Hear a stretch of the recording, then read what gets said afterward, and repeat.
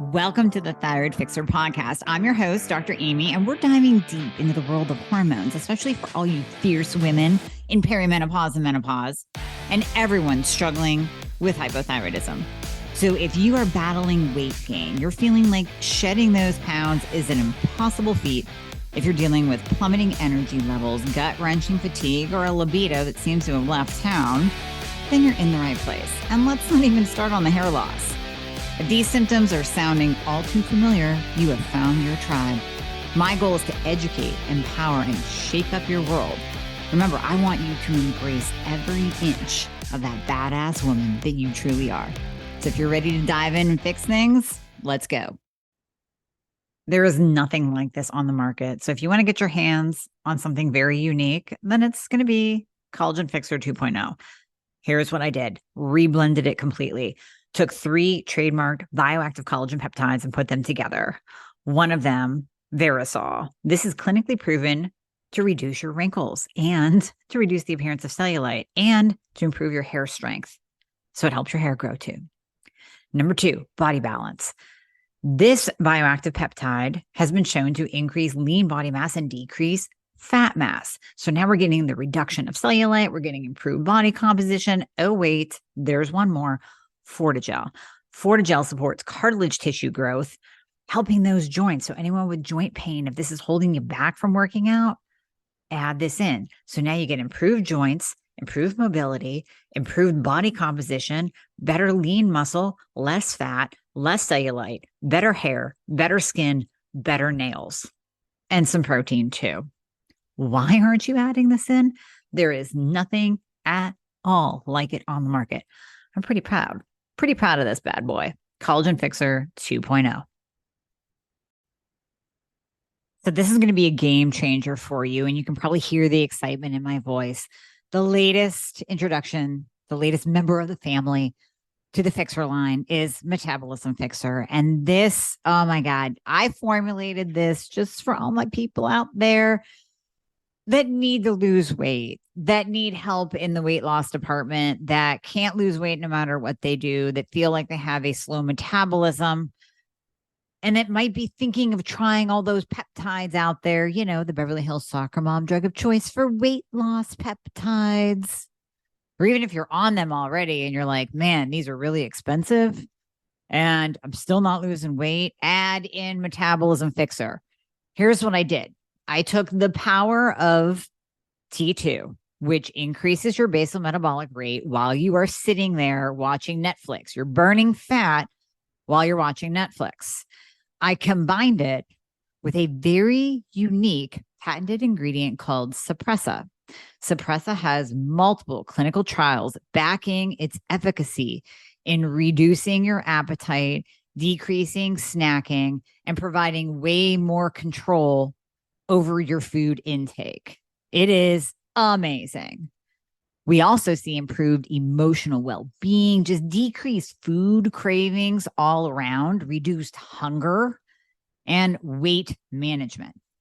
Add on top of that, we have green tea extract, we have purple forest purple tea extract, both of which affect the metabolism in a very positive way without the jitters of normal fat burning supplements out there from the 1980s and 90s, right? The ones that made you feel like you're having a heart attack.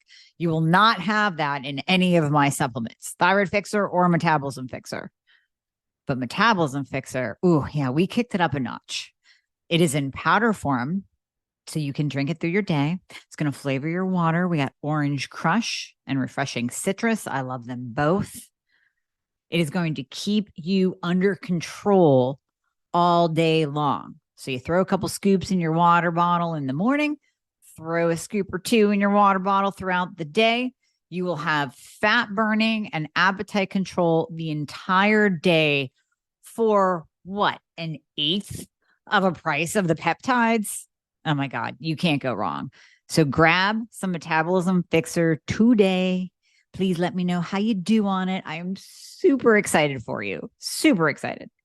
Lisa Maximus, okay. So my audience knows I interviewed your husband a while back. We had some real conversation right there. I mean, he was dropping some major bombs that were really impactful to my audience. But now it's time to bring in his better half, which is you, who, you've been in the health, the fitness space for so long. You've competed, you've brought your body took your body to the limits. You've done powerlifting, which is near and dear to my heart as well. I watch you on IG and I'm like, oh, damn, I miss deadlifting so much. I just want to get back into it. So maybe you'll inspire me to do that. But, for the purpose of our conversation today, you've had your own health challenges that you've had to work through. To look at you, you would never think it. I mean, you are built like a brick shit house, but this is proof positive that what we present to the world on the outside is not always what's going on the inside. And you've worked through a lot of your own health struggles, and we kind of figured it out through, looking at your labs and us working together. So I want to start there before we move into all the juicy content for the audience. We're going to talk nutrition. We're going to talk training. Ladies, you just need to listen to this, but I want you to hear Lisa's very powerful health story as well. So Lisa, first, thanks for jumping on. Second, let's dive into where you were at when we first met health-wise. Please, I am dying to share this side of my health journey. Again, thanks to you, who changed my life. And I'm a very, very, very big fan of everything that you do. And you have helped me literally change my life. When we met, I was sitting on the floor of my kitchen, throwing Tupperware, crying to my husband, saying, I can't do this anymore. Oh my God, I don't know. When I talk about helpless, I was helpless. I didn't know what to do, which way to turn. I've struggled my whole life with chronic migraines and stomach issues. And, throughout the years, it ebbs and flows with it, right? But when I say chronic migraines, I was getting like 19 to 20 a month. And then stomach stuff I just have a massively upset stomach, couldn't tolerate much food. Like, again, eating was like Russian roulette is what I called it. I never knew when it would set me off. And I had, eating disorder stuff because I was literally afraid of food. I mean, one is image stuff. I'm as a female, I think a lot of us deal with that. But every time I would eat, I would start noticing that my shoulders would go into my earlobes because I never knew what was going to happen. I'm like, I may get sick. I may not get sick. I didn't know. I never knew. I didn't know what my issue was. And so that is when I got diagnosed with gastroparesis. That's what my gastroenterologist like, oh, you have SIBO. We'll treat that. So he gave me Xifaxan and told me that I will be on Xifaxan as needed forever. I can take it whenever I feel like it. This is an antibiotic. So I just take that as my SIBO reoccurs. So I just have reoccurring SIBO, and that I have gastroparesis. And so he put me on medication for my gastroparesis, which again, if anyone has ever been on something like Motegrity or things like that, you know how lovely that can be. I'm like, this is just so fun. And it didn't make me feel any better. So every day it was just like gas and bloating and the distension. And I was miserable. And as an athlete, as a mom, right, as someone who's working, work full time, right, to deal with the ebbs and flows midday, I would get SIBO fog, couldn't think, couldn't function. My stomach would get super distended, gas and bloating, and I would be like in bed and I would like pass out for 20 or 30 minutes and then wake back up and things would settle down. Then it's time to eat again. I didn't want to eat. And I'm also an athlete. So I'm like, I can't not be eating. So anyway, like I said, sitting on the floor crying, like, I can't do this anymore. I don't know what to do. And that is when I started turning to getting my blood work done. And I'm like, all right, let's figure out what else is going on. My doctors, who've all read my blood work, telling me that I am fine. I have no issues. Thank you, Dr. Amie. Thank God I met you. Went through my blood work and was like, hey, you have thyroid stuff. And at that point, I will be very, very transparent. I was like, doesn't everyone have Hashimoto? Like, isn't this the new thing? I had a girlfriend who just got diagnosed with it. I'm like, is this the new just hot topic? Like, really, right. Do I really blame it on the thyroid? Like the cool thing? Right. Yeah. Like, is this really just like, and then again, the more you learn, the more you realize like, how much stuff we've done with birth control in our past and all that. And, how we're all just out of whack. Mm-hmm. So long story short, get on my thyroid medication. Guess who doesn't have gastroparesis? Oh, interesting. So I had no motility in my gut to the point where I had no movement. So everything that I would eat would sit and ferment and would cause like gas and bloating and overgrowth of bacteria because nothing would move through my gut. So if one more person told me to eat fiber or take probiotics, I could scream. Yes. I was like, as if you think I haven't done every like shot of apple cider vinegar, I was spending like $90 on that VSL3, which is a very heavy probiotic. I tried literally everything. And just nothing worked. Food intolerance test, take a food intolerance test. I'm like, of course I have. I've done it all. I've done endoscopy, colonoscopy. Anyway, to all think that everything is from my thyroid. And so once I started regulating that, I didn't have the midday brain fog. I didn't have fatigue. I didn't have the brain fog. I started having regular bowel movements, which allowed me to eat the appropriate amount for my body, hydrate, which I didn't realize that I had a really hard time tolerating water. And now I'm actually able to drink twice as much water. So I'm hydrated and I can fuel for my workouts better. So in turn, my body has changed. So aesthetically, I've never been in a better place. Emotionally, I've never been, I'm sleeping, right? Yep. I'm eating, I'm sleeping. My rhythms are back on core because I don't have the energy shifts. I can go all day and sleep at night. And so I am now PRing all my lifts and training. I'm recovering like a champ. I feel great. I'm patient with my children. Because when your gut is irritated, you're agitated. You're annoyed because you're in chronic pain. Yeah. Oh, and guess who doesn't have chronic migraines anymore? Nice. So, oh my God, I love it. I got my implants removed. So I am an explant person. That reduced them by more than half. And then when I started thyroid treatment, I get a migraine once every 3 months, maybe. Oh, so nice. Yeah. That is so nice. And they're getting more and more infrequent. Like the longer I've been on treatment, the better that is all going. So when I tell you changed my life, and I have to share this with anyone who's listening, my doctors still don't know how to read my blood work.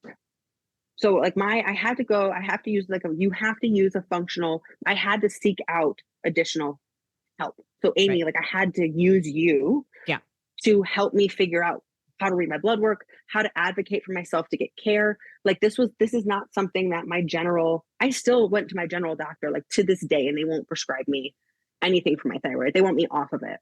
Actually, one of my internists, I told them that I switched to an internist that I was on thyroid, and she was so convinced that I shouldn't be, that I talked to an endocrinologist. Do you want to know what the endocrinologist told me? Oh, please. She said, so she reads my blood work. She goes, "You definitely have a thyroid issue." Thanks. I could have told you that if you were even based on my symptoms. She goes, "But you may have had thyroid 6 syndrome because of your SIBO. So what we need to do is take you off all your medication for 3 months and then retest everything." And I said, "Well, what about the fact that my antibodies are up and all that are all those markers for Hashimoto's is really high?" She goes, "Well, that means that you're more likely to have thyroid disease, but you may not currently have thyroid disease. So we need to take you off all your medication and then for months and then retest you a few times to make sure that you're being treated the right way." Oh my God. I was like, or I could keep doing what I'm doing and you can leave me alone. Why would I, if I come into your office and tell you I've never been better, every issue that's in my chart is resolved. Right. And you're like, well, it could be a falsely. Yeah, maybe you don't feel reading your blood as, work. No, you're really sick. You don't actually feel as good as you do. Oh my God. But yet she's like, well, your blood work shows that you have a thyroid problem. Right. But let's actually instead just take you off everything, retest you a couple more times. So just triple check that. Just triple, quadruple, make sure that we have 6 tests that show that you need treatment. Yeah, why not waste another 3 to 6 months of your life? You have that. That sounds great, right? Your family doesn't need you or anything. Mm-hmm. So yeah. I'm I have no lifting competitions. I don't have I just don't have any life, going on. Let's just restart everything. Anyway, so thank goodness for people like you who are, enlightened and understand how to treat and know what the hell we're doing. Well, I want to piggyback on some of your story though too, because I say this all the time, and it's very interesting that you went through the very thing that I always talk about.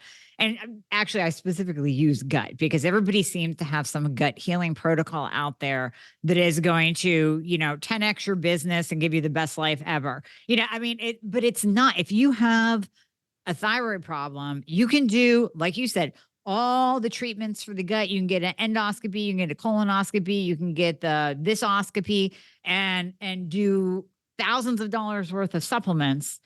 And you're just going to be throwing money down the toilet and you're going to be wasting more time of your life that, hey, we only have a set amount of time on this earth. better use it wisely, right? Better feel your best. And here we are. It was your thyroid. And I say that all the time. The thyroid is the master gland. Most conventional doctors don't realize that. Now we need to get the general population to at least realize that so that they can be an advocate for themselves, saying, you know what, maybe I don't need the gastroparesis medication and the $10,000 in supplements and your gut healing protocols. Maybe I just need to fix my thyroid. But that's the Seriously. crazy part is you start to feel crazy as the patient, right? Where I'm like, all right, because I'm switching. I just kept switching doctors where I'm like, okay, this general doctor isn't, because one of them just looked at me without looking at my paperwork. This is like, I came to you. This happened before you and I even spoke, where he looked at me and was like, you don't have a problem with your thyroid.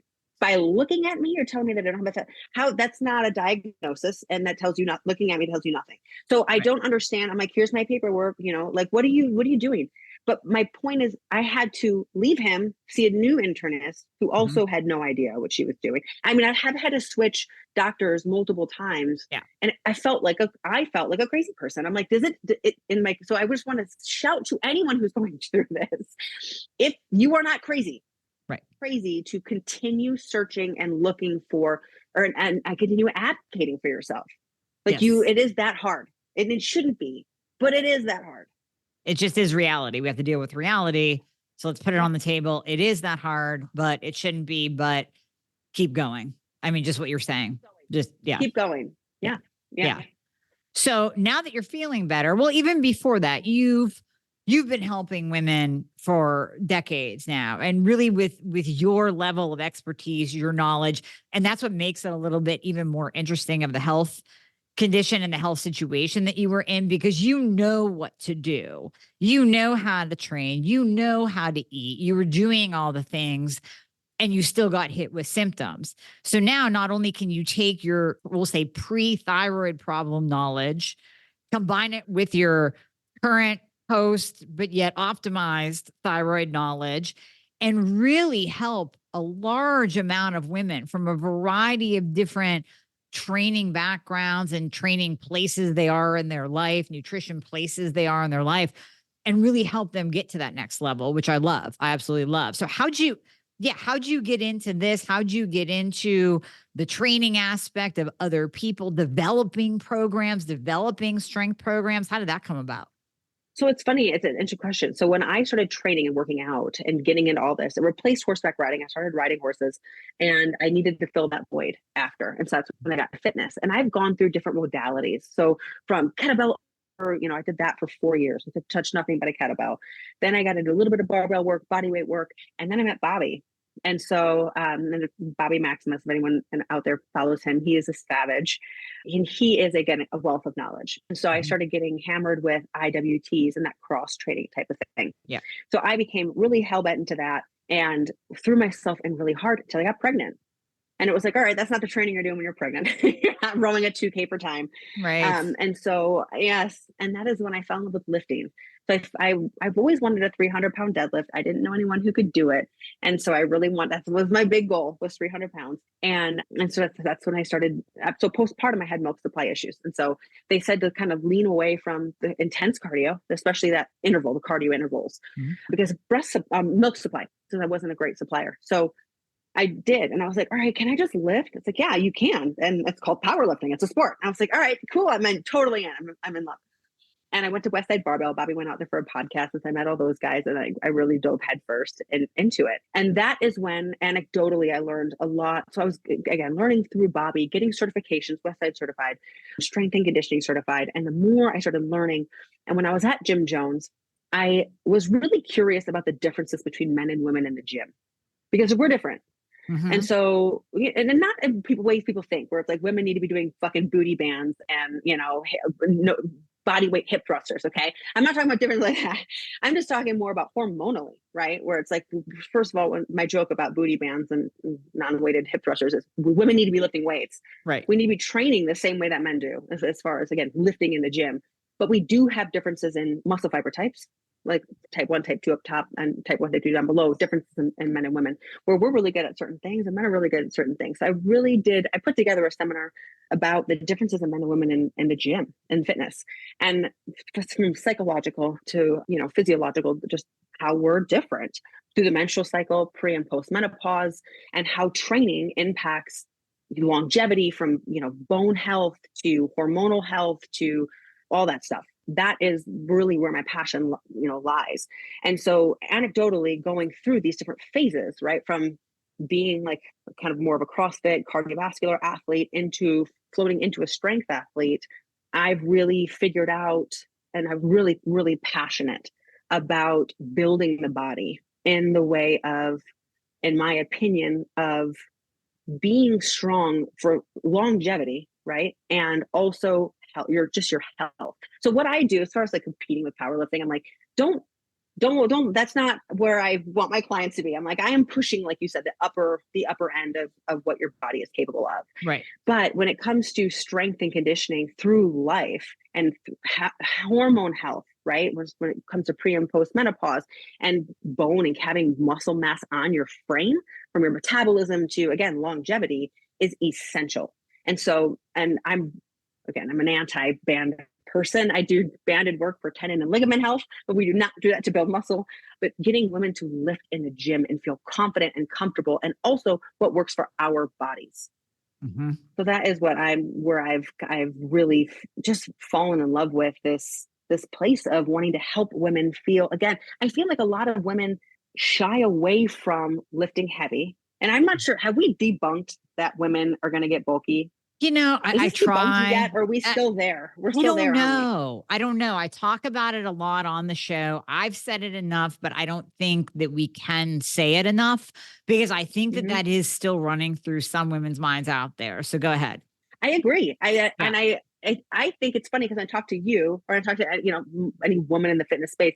It's like, oh yeah, back in the day when we thought that lifting weights would make us bulky. Right? That women have this fear of like, oops, I tripped and fell into the gym 3 times a week and I'm going to look like a man. Yeah. And it's like, okay, that's just not, again, we cannot. And let me ask you, how long have you been trying to get huge? Like, I mean, how many reps and sets and how many things have you been eating and timing, meal timing? It's like to just get like a quarter of a half of an inch on your biceps. You know what I mean? Like, or your shoulders or your quads. It's so like, dear God. Yeah. And so, I mean, we push it like again, someone who understands, for anyone out there who's listening, women cannot just get shredded, jacked, big. We don't have the testosterone. We don't have the hormonal makeup, the biological makeup to do that. So we're never going to get there. And also the amount of training, it's like almost an insult to bodybuilders, to these people that you say you don't want to look like, which, I mean, there's very few, women who are bodybuilders who I would say like, oh, I wouldn't want to do that. They look awesome. Most of the women that are on stage. And it's like the amount of time, dedication, effort that they're doing is so above and beyond what the general person who wants to get fit and who goes to the gym is doing. So like the fear that that's going to happen is just like, crazy. Well, and the amount of extra testosterone that they are taking. I mean, if you truly take, I mean, okay, back in my day when figure first started, I could say that probably a lot of the girls were not on steroids, or they were taking minuscule doses, whatever. Right. But nowadays, I mean, one reason why I switched to powerlifting is because the figure girls who were supposed to be just, athletic and beautiful and yet muscular, they started looking like dudes. And I mean, that the amount of drugs that have to come in is far beyond. And listen, I'm not talking about you ladies out there taking some testosterone replacement to get your testosterone out of the toilet. We are talking about male hormone levels of testosterone to over months and years to get that big. So it really is like out of the equation that you're going to get big and bulky. And even more than just testosterone, right? Like it's more than just testosterone. You're talking about like a list of drugs that are being cycled. So if you're not doing that, so you're okay. You're not, like, nothing bad is going to happen to you. We promise. Like, the only thing that's going to happen is you're going to look more toned, right? More lean, more shredded, more toned, whatever that word is that, that women are going for. That's, we want to be smaller. We want to be, we want to have shape. Yeah. right? We want to have shape. You want to have shoulders. You want to have, lats. People think that a smaller waist, just eat less, just get a little smaller waist. I'm like, how about you build some lats? Yeah. Build some lats, and then your waist is going to look smaller, right? Like, we don't need to be shrinking our waist down to thing. It's the whole thing is actually an optical illusion. You give yourself some lats and give yourself some booty and some quads. You're giving yourself that hourglass shape. Yep. And so, we all want to be toned and have that muscle mass, but to put that muscle mass on for a woman is extremely difficult. So hard. Very, very, very difficult.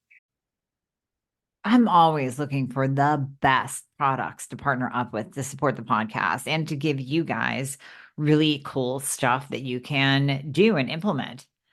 So I recently partnered with Jasper, the world's best air purifier. And when I was thinking about what should I read for this ad, Mike, who's the founder of Jasper, emailed asking how my Jasper experience was going.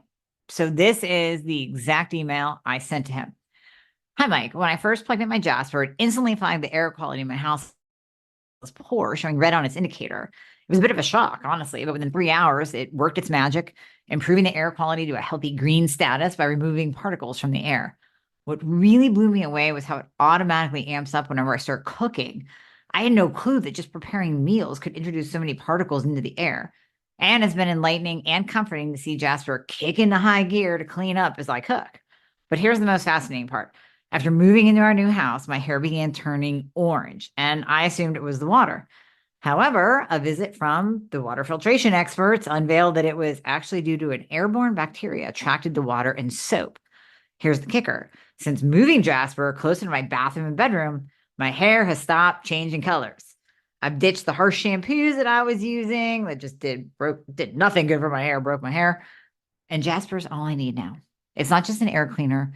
It's been a personal savior in ways I never expected. Just had to share this with you. Jasper has truly made a difference in my life. All the best, Dr. Amie. Mike replied to my email saying, that's the ad. Don't change a thing. And Jasper is giving an amazing, amazing discount to my listeners. So if you use the code Dr. Amie, DRAMIE, you're going to save $100 off of any Jasper. You're going to go to jasper.co. Now you can go to jasper.co/Dr. Amie, but you want to use the code Dr. Amie at checkout so you can save some money. Do it. Let me know your experience. Email me with your experience.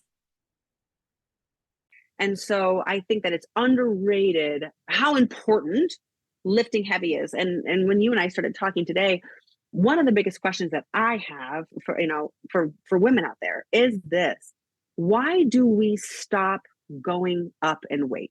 Why do we stop lifting? You said that, and it is so true. I want you to break that down because it really hit me as like a, oh my God moment. You're so right. Women pick up the same damn weight, sometimes for years. And so I've been a coach 4 years. I've been a coach since I was 20 years old. I've been doing this, long time.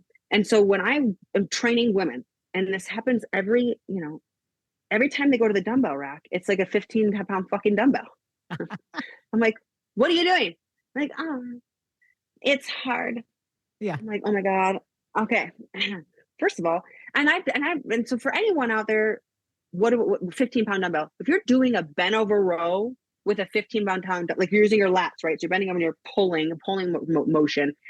I have worked with brand new people first day in the gym who are not fit, who can do a bent over row with a 40-pound dumbbell. They're actually the easiest people to work with because they have no concept. Right. So I'm like, grab a 30, and they'll do it. And I'm like, cool, grab a 35. And I'm like, grab a 40. They kind of were like, well, this is awkward. Like they have a hard time picking it out of like the rack because it's kind of awkward. They don't know how to like manage a dumbbell, but they have no problem rowing a 40. And people who I've been training since I was like out of high school, and 15-pound dumbbell. We're in our 30s. We're still using a 15-pound fucking dumbbell. And I'm like, why are we still using a 15 to 20-pound dumbbell? Women that train at home, work out at home. They're like, oh, I have weights at home. I'm like, what do you have? This is when I first start working with people who want to strength train. I had 10s and 15s. Shit, we're going to get nothing done. Right. If you need to go invest in some new dumbbells, because if your legs alone, right, need to be taking 50 pounds, right, holding a 50-pound dumbbell, you're bent over rows. There's anyone out there, I guarantee you, the first time you work with me, I have a 40-pound dumbbell with a bent over row in your hand. And you'll finally get sore lats. Oh, I actually felt that where I think I was supposed to be feeling it. Right. Because you're stronger than you think you are. We all have this weird self-governor on that, when I say the 135 pounds or you put a plate, I know people who bench press, dumbbell bench press, use a barbell, use a barbell, and they stack tens and tens and fives and tens and fives and five because they can't handle looking at a plate. That they can't, like, it's like so overwhelming and so intimidating to have like a bigger, like a larger plate on a bar that they like will stack little plates over and over again because it's intimidating. And I'm like, holy moly, like, why do we not want to do that? Yeah. Like, hell yeah, put a plate. Because when I started strength training, I was like, I can't wait to put a plate on the bar to bench it. Yeah. Like I was just stoked. And like deadlifting, I wanted to deadlift 2 plates. My life goal was to deadlift 3 plates. I was like, I just want to deadlift 3 plates. It's so cool. But it's empowering. The other side, it's empowering. It gives you know confidence. what? It's the only, thank you. And it is also the only thing in the gym that is visually, linearly evidence that what you're doing is doing something. Right? Like if you're adding weight to the bar, if you're deadlifting and you're 1 week you're doing, 1 plate, and then 3 weeks later you're doing a plate and a 10, and then weeks plate 10, 5, plate quarter 10, 2 plates. This is literal visual stacking of weight on the bar of you are getting stronger, you are showing up to the gym and progress is happening. Yeah. It's like, how empowering is that? And even being able to walk around from life, picking up your children and walking up a hill with them. How about pushing a stroller? I had my kids out today at a tulip festival, and I had both my children, 7 and 4.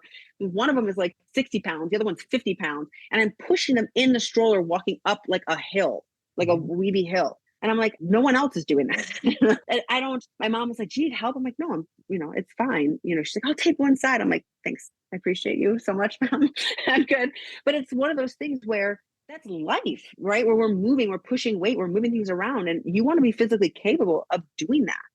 And putting your overhead baggage in your overhead compartment, moving your furniture in your living room when you just want to change your vibe in your living room. You don't have to have someone come over and help you move your couch. I mean, those are all things as we get older, we want to be able to do. And we're all just so much more physically capable than we think we are. Much more physically capable. Oh, I totally agree. Now, I know one question going through women's minds right now is, how much should we anticipate increasing, right? So we're not going to increase by 5 pounds every week in everything we do. Some body parts are going to be stronger. You might be able to go up by 2.5 or 5 pounds every week. Some you might go up by 10 pounds. Some you might be at the same weight for a little while, right? Like, what do you see in working with women? The way that I always explain it is 3 weeks. You should be using the same weight on a movement for 3 weeks until you go up. So, and I also like to do a 3 to 5 week repeat.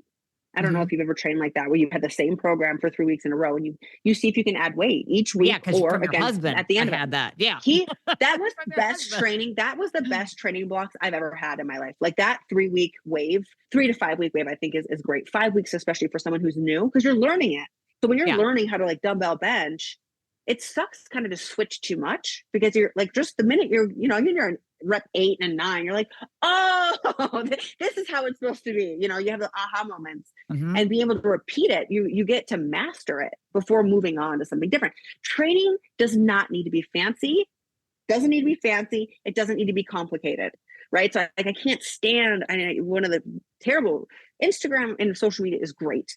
One of the downfalls of it is I feel like people think there's constantly needs to be something new and fun, and it needs to look really hard. And one thing that I freaking hate so much is when people combine modalities. And what I mean by that is, please stop spinning on a spin bike and doing overhead presses. I'm like, if you're going to spin, spin.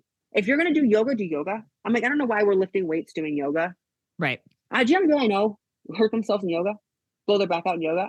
More people get injured in yoga than they do in any other sport. And I'm like, now we're adding weights to yoga. Like, I don't know why. Because people would just push past and coming from someone, I have a really flexible lower back, and I'm not flexible by thoracic, but I'll get into like a position and my yoga instructor will push me deeper into it. I'm like, I'm just feeling more pulling on my lower back, but you're not helping me mobilize my thoracic. And so for me, like, yoga should be healthy backs and like meditation and stretching. It's not like a workout class. That's not what yoga was designed as. It wasn't designed as a workout class. So I'm like, look, if you want to spin, do spinning and be really good at spinning. When it comes to lifting, weights, lift. Go to the gym and like lift some weights and make a lifting session and make it really effective. Lift heavy weight, like push yourself to new heights. So back to, look at me going down a rabbit hole. Back to your question, was repeating something is a really great thing. Because again, keep it simple, stick to the basics. You're going to lift, go and lift. Don't stand on a Bosu ball and try to do a goblet squat when your goblet squat shitty, right? Right. So it's like, go to the goblet squat. Give yourself 3 weeks, go up and weight a little bit each week. So if you pick up a dumbbell for the first time, let's say it's a 20-pound dumbbell and you're holding it in a goblet position, kind of all dumbbell, and you're doing your 10 squats, you shouldn't be using that 20-pound 3 weeks in a row, right? Maybe 2 weeks in a row if you're still getting your bearings and you're trying to figure out, how wide your stance should be and, how to engage your core, things like that. But again, after 3 weeks, you should be doing 25 and then a 30 and stay there for 2-3 weeks and then a 35 and then a 40. So you should be increasing. You will increase faster lower body than you will upper, right? So your upper body, smaller muscles. So that for me, again, when you're starting, you have so much more room to grow. And this is for anyone who has been lifting for a long time. You know that newbie gains is so fun when you're first in the gym. It's like everything's a freaking PR. Every time you train, you just get to like climb this beautiful, beginner gains train, which is just a blast. So you will, but for upper body, it is a slower gain. Like you were saying, 2.5. So going up 2.5 or 5 pounds more than the lower body, which you can do 5, 10 pounds faster, bigger jumps. But I love to give that 3-week range until you start getting up into that top percent of your, what we call genetic potential. Of what you're really physically capable of. And I really like to give everyone these little numbers. So what does that mean, what you're physically capable of? If you want to talk about a basic, this is not advanced. This is like where basic you should be as far as lifting. You should be able to squat 1.5 times your body weight. This is on a barbell, but you could, this also does apply to holding 2 dumbbells, holding a kettlebell, 1.5 times your body weight. You should be able to bench your body weight, and you should be able to deadlift 2 times your body weight. So those are like the little lifting metrics. And when it comes to push-ups and pull-ups, you should be able to do 10 strict push-ups. You should be able to do at least 5 strict pull-ups. That's like move your body. And that's like a really good, and again, that's not like, so far off the map of like, so and the reason some people are like, oh my gosh, I've never even thought of those numbers, or that seems so overwhelming. It's not to make you feel like you're never going to get there or it's so far away. It's more like, for instance, a little short story. When I wanted this deadlift and I wanted to deadlift 300 pounds, I'm like, I don't know anyone who could deadlift 300 pounds. If I deadlift 300 pounds, I'm going to mic drop and quit fitness. That was like literally what I said. I was like, I will be the baddest bitch on the block and I'm going to like mic drop and quit fitness. I've arrived. Right. And I met Louis Simmons. I went out to Westside Barbell and met Louis Simmons, who's a power lifter. I know. Classic. Legend. OG. Oh my God. Legend. So I'm walking into the gym with him at 4:45 in the morning because he invited me to come train. I was there with Bobby, but I was standing in the corner just like, I'm at Westside. I'm like I was just so stoked. And he walked in. He was like, you want to train in the morning with the girls? 4:45. So then I was like, oh yeah, I'll be there. And I showed up and we were walking to the gym. He's like, so what are your goals? And I'm like, I just really want a 300-pound deadlift. He looked at me and he goes, I have track athletes that are half your size deadlifting 4. Yes, sir. Oh shit. Okay. Yes, sir. And so right at that moment, my deadlift went from 300 to 400. I was already on 400 and I hadn't even done 300 yet. The point of the story is when I walked up to 300 to 315, instead of being like, it's so heavy. I was like, 400 pounds? You're going to pick this up like it's nothing. Yep. Like this needs to become routine. And I walked up to the bar instead of being afraid of it and instead of being all in my head about it. I was like, this is just what you're doing. And I did it. And, and as the weight just kept going up and up and up. And so that governor, that ceiling that we give ourselves where it's like, I'm now deadlifting 450 pounds. Right. And so just looking at that progress, we put these, and who's to say I can't do 5? Who's to say I can't do 550? Right. But unless you take that lid off, unless you take that ceiling off, it's kind of like the 5-minute mile where, no one could do it. Now, high school athletes are doing it. Yeah. Right. We have these self-governors. We have these things we think I could never do that until your neighbor Sally does it. And then all of a sudden you're like, oh, I guess if Sally's doing it, I can do it. Yeah. Right. So I just feel like it's so much of the time as women, we get caught in this. We're all seeing fitness influencers put bands around their knees and do hip thrusters. And we're like, I guess that's the way. And it's like, I've got girlfriends, and I'm sure that you have too, that are, one of them is a mommy influencer. She's a mommy trainer. She trains, pre and postnatal and new moms to get their body back. She's never had children. Love her. I love her. And this isn't to take away her education or any of that, her credentials, but she's never had children. And she lifts weights like crazy. Doesn't post that, but she posts like her little, like I'm in the gym, and she does her little dances, and she does her, body weight stuff, and puts her bands on and does her banded stuff. And those are her workouts that she's promoting to women to get their bodies back after pregnancy. And or like, in that phase of life. And I'm like, first of all, you're in your 20s, you've never had children. Right. And I see you at the damn gym, you're deadlifting 225 and doing pull-ups. Like, where's that information? Yeah. But you're selling your body as if that's what you do. It's around when you do banded workouts. I'm like, that's not at all what you do. So there's a lot of that. And I think that we get inundated with that, thinking that like, oh, that's how these women are getting their bodies. And it's not. True. Yeah, no. And there's a lot of that in the social media space, like you said, of, do this, do that workout. I saw one guy was like, all you got to do is lunges. I'm like, yeah, no, probably not. But, but that's why we need, if someone in your life, like Louis Simmons, isn't speaking to you, breaking that mental barrier, then you at least need to be listening to women like yourself that say, no, I've trained enough ladies out there to know that what you think you can do, 10x that, it really is beyond that. Now, listen, I get injuries or whatever that can hold you back in one area or another. And then you just work to your best ability. That kind of falls into the genetic capability. But, again, Lisa, even if, okay, let's say your injury is your lower back, then PR a bicep curl or a shoulder press, I mean. Thank you for saying that. 100 effing freaking %, because it is that victim. Yeah. I want to bring up something else really quick. Yes. I am so in love with this new generation of awareness that we all have right now of our bodies and minds. Everyone's like, oh, I realize that I have this anxiety disorder, or I have this injury, or we're being able to like label things, and we're aware of these things. And that's freaking great. And I'm so proud of you. You're what, now a victim to your diagnosis for the rest of your life? Like, you are not a back injury. And by the way, one of my best clients, if you follow me, you know who Sloane Pittman is. She's a 6'1" goddess who has a herniated, like 2 or 3 herniated discs in her lower back. She was a swimmer in high school and college. She's a mega athlete, couldn't be for a little while. And she had the most traumatic childbirth I've ever heard of anyone having. Poor thing, tore inside and out, a uterine prolapse, everything, every prolapse that you can have, poor thing. She is deadlifting.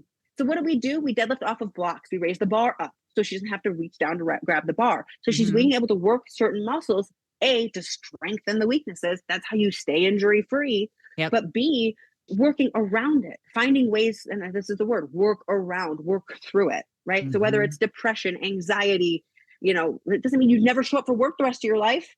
Right. You have to come up with skills to manage that, to keep managing your life. With fitness, you have a herniated disc, you have a pulled this or an injured that, you broke your wrist and you can't hold your wrist in certain positions. Figure it out. Figure out another way, because not strength training is not the answer. Right. Avoiding the stuff is not. No, again, yes, for certain things, there are certain movements that you never have to do again. Like certain people who have bad knees or bad head, you don't ever have to squat again. That's fine. There's a lot of other things you can do, but do those other things. Just saying, bicep curls, but even leg press, leg extension, hamstring curls, like go on it. Don't just half-ass them.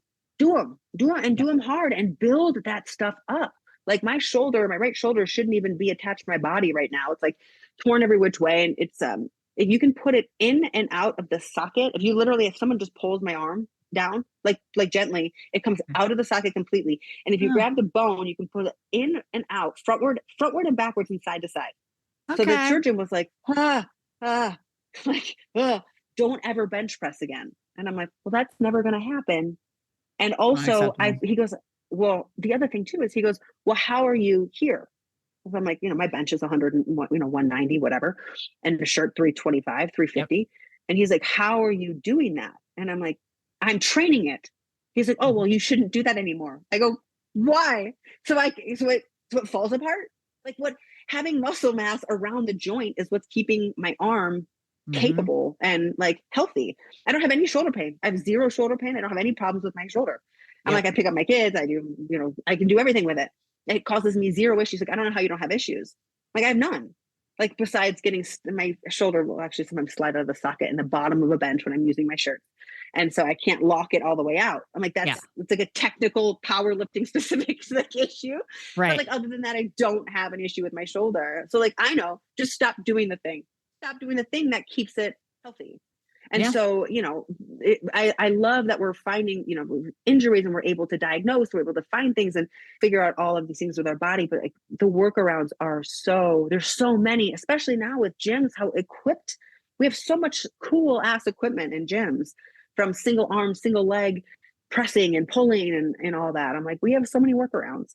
Well, we probably have too much because then people are getting on the Pelotons and they're doing the bands and they're doing the battle ropes, which are super cool. But again, you need to lift the weights. Like just good old fashioned dumbbells and barbells are at the core of every workout. And then, yeah, if you want to throw in, listen, I love like a single bicep curl. It really lets me focus. Love that machine.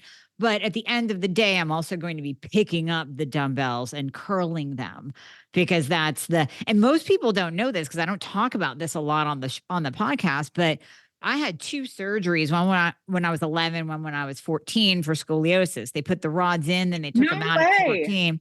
I have 17 fusions and my spine is literally in the shape of an S. Now, to look at me, you wouldn't know. Stop I'm it. shorter than I'm supposed to be. I really should be 5'4". I'm kind of pissed about that. But that has never stopped me. So my max deadlift was 315. No, I didn't push beyond that just based on my frame and my back, but I was like, fuck yeah, that was my absolute goal. And I celebrated the shit out of it when I hit it. And that's my Yes. point. It never stopped me. I never used Yeah. my injury or my back as an excuse. Yeah. I have the same thing. I have a hard right. So I have like major scoliosis. Like my rib is almost touching my hip. Yeah. Like, yes, really. yes, mine too. I know. I just want a On one side, waistline, Lisa. I'm gonna. I just I want to tell me about it. I'm like really like it's like really it's like I'm like this. I'm like like a side leaning trick, and everyone's like, again, chiropractors are like, actually I have really supportive chiropractic care. They're like, keep doing what you're doing. Like the fact that you are doing what you're doing, just keep doing what you're doing. I have no pain in it. And so, because I build it, I'm like, I do good mornings and I do, all the back work. But like you said, it's never kept me back. Like it's not an excuse to like not do stuff. And I feel like those people who, again, use those things as crutches or as excuses, it's just like, no wonder you're falling apart. Yeah. Because you need to be strong enough. And that's not saying this is a fact, but that's probably why you are pain free. I mean, you're having a 315 pound deadlift is something to be damn proud of. And it's super, super impressive. And so it's like, hell yeah, like that is. And once you have that strength, you never lose it. That's the cool thing about strength training is the fact that like you will always have a 250 pound deadlift any day you want to. Yeah. Like you'll go up and pick 200 pounds will never be a big deal to you. Because you have built that strength. And so that it's also something that lasts forever. Like if you take a week off of running, you feel it. You take a week off of strength training, that when you build that strength, when you build it, it takes a long time. When you build it, you have it forever. Oh yeah. Yeah. So I mean, I don't know if you've ever had to take off or like a surgery or something like that, but it messes with you. My kids. Yeah, your kids. Yeah. Right. Yeah. I mean, mentally you're a wreck, but physically when you get back, you're like, it might be one or two workouts and you're right back to where you were. It's amazing how the body responds. I had 2 C-sections. First one, I was doing cardiovascular, running, cross training. Postpartum, 6 months to get my pull up. Took me 4 months to get my push up.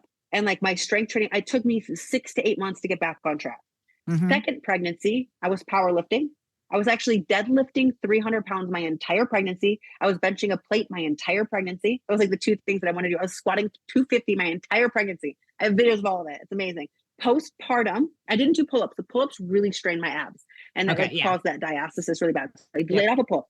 But laying off a pull-ups and just doing that pull-downs and bent over row work, laying off pull-ups, I was doing a pull-up 6 weeks postpartum. When I got like the green light to go, I was like, all right, let me see if I got my pull-up. Was able to do a pull-up. Last time it took me 6 months. So the difference in training, so if anyone's like, I wonder which one's better. I'm like, well, again, I'm not everybody, but anecdotally, right? And anyone that I have worked with, I've worked with 6 women one-on-one during their pregnancies in my gym, like over the past 2-3 years. Every single one of them that done strength training had a better birthing and postpartum experience with strength training specifically versus the cardiovascular stuff.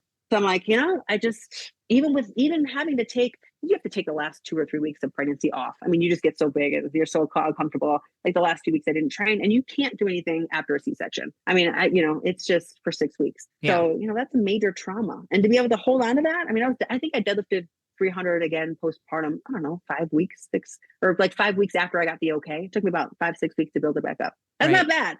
That's not bad. That's not bad. It's like a really major good. surgery and like growing a human, And so it's just, again, if there's like one thing that you can encourage women, again, especially as we get older, which modality you want to fade into, it's like that strength training stuff. You just don't stop doing the other stuff.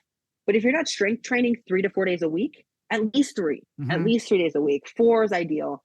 I just, I'm like, you're just doing yourself a disservice. You're missing out on this really awesome body transformation, hormone transformation, health. I mean, it's just bone health, osteoporosis, being physically capable. And again, loving your body. That's what really changed my relationship with my body from an emotional standpoint, was feeling physically capable instead of looking at myself and hating, how I look.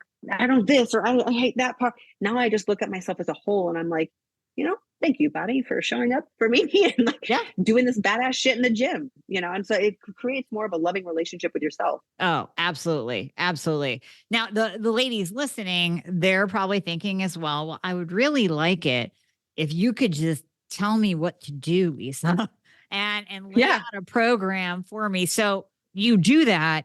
And you have an app. So can you get into how you work with people? Obviously, if they're in your area, they can do one-on-one, but you can do one-on-one virtually too? Yes. Okay. So I totally do that. I will do like a Zoom calls and we go over all sorts of like lifting. Anyone out there who's ever done anything in the gym, like, am I doing this right? Like, I hate that feeling. It's the worst feeling. So I do video. I'll do a Zoom call, but B, I'll have them video their training sessions and send them to me. And so we'll work through like, hey, I'm noticing your knees. I'm noticing your feet. I'm noticing your wrist. You need to get your head in alignment. So I will coach virtually or via video. I do one-on-one stuff like that. And then I also have an app which is a 3-week repeating back to that, like repetition, right? And it's a beginner's strength training program. So it's for someone who is interested in strength training, who wants to just learn how to get into the gym and do upper body workouts, do lower body workouts. All the how-to videos are by me, and they're all very descriptive. And so they're not just like a silent video of me bench pressing. It's like, this is how you need to hold the dumbbells. This is how you need to get your back in place. This is where your dumbbells need to be, when you're pressing out and locking out. You need to lock your elbows out. You should feel this here. So I have all of those how-to videos. Strength training your core, which is essential for lifting weights. And so I have all of that in my app. So I work all of it through my app. So it's really easy to use. And it has all the how-to videos. And I have different tiers, different levels of one-on-one, custom programming, and your Maximus Strong, which is your intro level to strength training. And again, someone who's like, I don't know what I'm doing. I'm following different people on Instagram. None of it makes sense. This is a streamlined, do this, on day 1, do this on day 2. And the app also has things to swap, which I think is really cool. So if you don't have that piece of equipment or that body part's hurting, you just hit swap and it switches things out. So that is so cool. I love that. Yeah, it's good. We're getting fancy with our apps. I like it. Well, so where can people find you and connect with you, get the app, work with you directly, all of it? Yes. So if you go to my Instagram, which is at Lisa Maximus, it's all in my bio link. So it'll take you to like my programs. I have a free week. So if you want a free no gear workout, download that. That's no strings attached. It's awesome. And so especially if anyone's traveling in the summer, take that with you. And so you can DM me if you have questions. If you don't know if it's for you, send me a DM. I answer those every single day, and I can help direct you based on your goals or what you're looking for, what the best fit would be for you. And email, obviously, lisa@lisamaximus.com. So I'm there too, always. You're so personable. Like, I mean, most people at your level would not offer for the public to DM them to find out the best. So guys, if you're listening to this, ladies, if you're listening to this is another level. Honestly, this is a whole nother level of personalized care and workouts and the whole deal. So I would definitely take Lisa up on this. We're going to put everything in the show notes, of course, but I think that's amazing. I think that's just amazing that you offer that. Yeah. I'm Yeah. such a geek. Like I geek out. I love this stuff so much. And when I started strength training as a woman in the gym, it was really hard to to be not intimidated, to find someone who spoke your level and you didn't feel embarrassed to ask questions to. And, when this stuff is new, it's intimidating. It So I'm is. like, and I just want to empower women to lift weight. I'm like, let's lift heavy shit. Like, Yep. let's go. Like, let's get rid of the self-governor and let's go. So I That's just love it. helping. That's it, Yeah. girl. You nailed it. So we didn't even get into nutrition. We'll bring you back on to do a deep dive I there. love it. There's so much on the training aspect. This was golden. So Yeah, thank you. we can go on twice as long with nutrition. So Heck yeah, absolutely. We'll do it love again. But thank you so much for your time today. I greatly appreciate it. Can I just say thank you for everything you have ever done for me? Like, I can't enough with you. I am obsessed and you are brilliant. And just please, like, if anyone out there, like, you've helped me. So I just can't, I'll cry. Like, you've helped me so much that I don't even know how to thank you back. Like you are life changing. So thank you for giving me my life back. I love you. Thank you so much. I appreciate that.